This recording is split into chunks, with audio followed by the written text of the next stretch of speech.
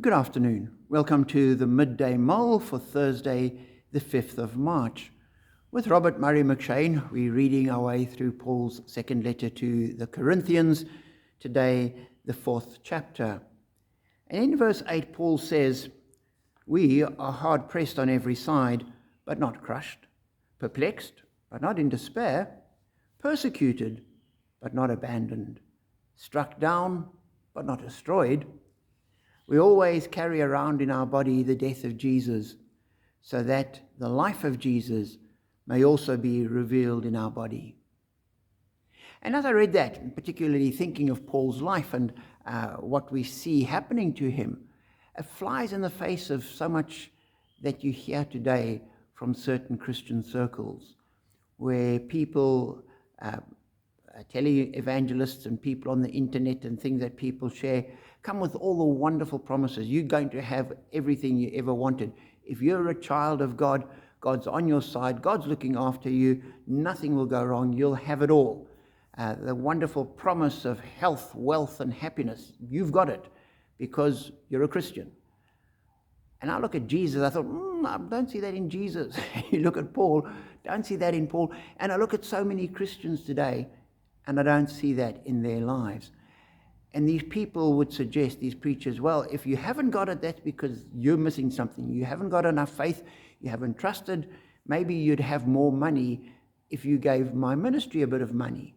Because look at me, I'm blessed. I've got so much. That's because I'm not blessed. I'm a shyster, is bottom line.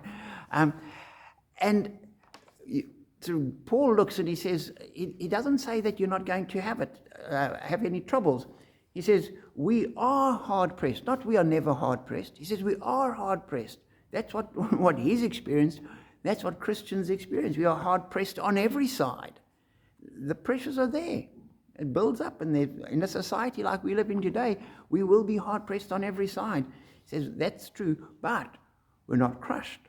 So yes, there's that pressure, but it's not overwhelming. We're perplexed. There's so much we don't understand. We have questions. We look at the world, we look at people, and we wonder, God, what's going on? We're perplexed by it, but we're not in despair. We don't throw up our hands in despair and say, it's all over, it's pointless. We're not in despair. We have hope. We're perplexed, but we still have the hope of the gospel. We still have the light of Christ. We're persecuted.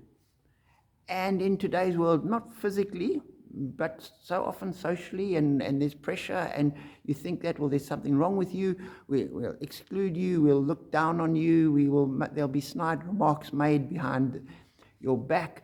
And there are people that have taken a stand for Christ in the workplace and found that they then passed over for promotions and things. Paul says, yes, you will be persecuted. That's going to happen. But we're not abandoned. In the midst of people treating us that way, we have God with us. We have His Spirit in us, and God's looking after us, and God's holding us and helping us. So we don't avoid persecution, but in the midst of persecution, we have the presence of God. We're not abandoned. We're struck down, and that will happen with health, with all sorts of things in life, people's business. We see it so often where there are things that happen that seem to knock the person down. It says we're struck down, but we're not destroyed. We're knocked down, but we are able to get back up again, relying on God and keep going. And certainly that was Paul's experience, and he's suggesting to the Corinthians that'll be their experience, and to us it is our experience too.